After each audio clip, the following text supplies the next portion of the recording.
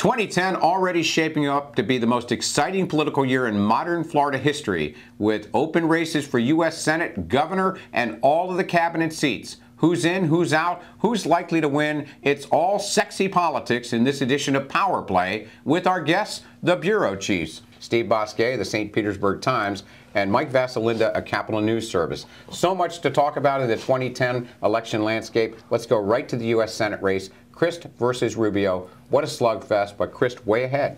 Yeah, I think so. Marco Rubio is mobilizing activists who think that Charlie Crist is a rhino, a Republican in name only. And I think Rubio will get some traction, but it's a really open question how he's going to raise money in this environment against a governor with Charlie Crist numbers. But he is carrying Jeb Bush's mantle. I mean, let's be honest there. That side of the party. Does Jeb quietly help him raise money? But is this a little bit like when Governor Crist, then as a state senator, ran against a very popular Bob Graham for U.S. Senate, sacrificial lamb of his party to kind of earn his party stripes? I think so. Look at Rubio. He's, what, 36, 37 years old, you know, with 4 young children, an attractive family. This is a first run around the track for maybe another statewide race 2 or 4 years from now. Doesn't hurt him to lose, but do you think he really wants to lose? No, I think he's in this to try and win. I think he has visions of going to Washington and making a difference and leading the party. The national media likes Marco Rubio. I mean, they're in love with Charlie Crist, but they like Marco Rubio too. So Rubio's going to get his share of face time on national TV shows, which is going to help build his name ID. And he's going to make life difficult for Charlie Crist. Let's talk about the action step or misstep of GOP Party Chair Jim Greer kind of anointing Governor Crist as the nominee.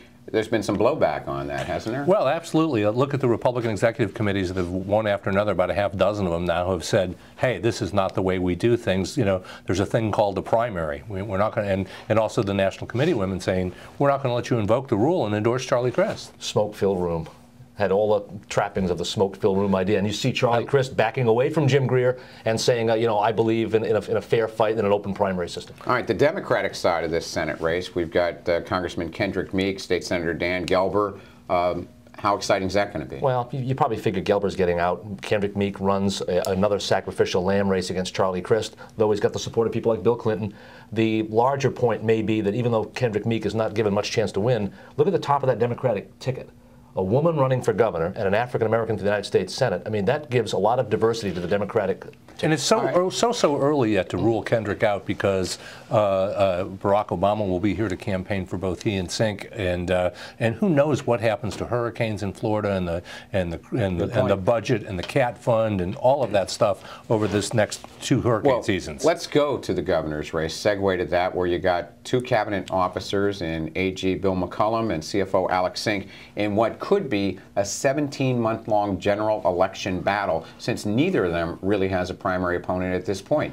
Where's that going? Well, you know, I think can the cabinet function? That's the question. You know, one of the things you hear in the legislature every day is, I can't vote on that because it's going to be a mailer. Well, are the cabinet officials going to be worried about what the other side is mailing out based on what they do or don't do? I think this is going to be a very unusual time for Florida voters to sort it out. Well, Steve, what about that? We see both of them going out of their way to say they're going to be civil in cabinet meetings, and yet we've seen them trade shots in cabinet meetings. Yeah, but that's a pretty much under-the-radar sort of exchange inside the Tallahassee Beltway. I mean, I see 2 things here. Alex Sink is already showing and demonstrating she can pick up support from Republicans. She's getting some Republican money.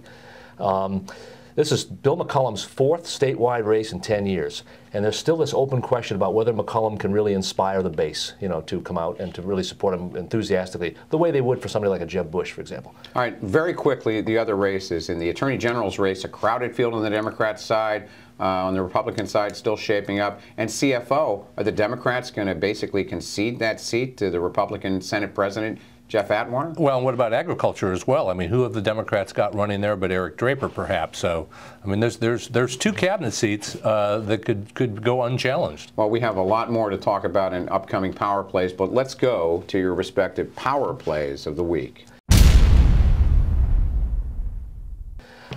Lieutenant Governor Jeff Kottkamp is telling friends that he's really serious about running for Attorney General in 2010.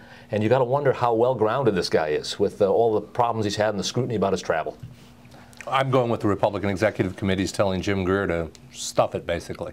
Okay, and I'll use the host prerogative to say the power play of the week is the Florida voter, who's going to have a very exciting set of decisions to make in 2010. Steve Bousquet, Mike Vassalinda, thank you very much. For the latest political news, go to the Safety Review, and we'll see you next time on Power Play.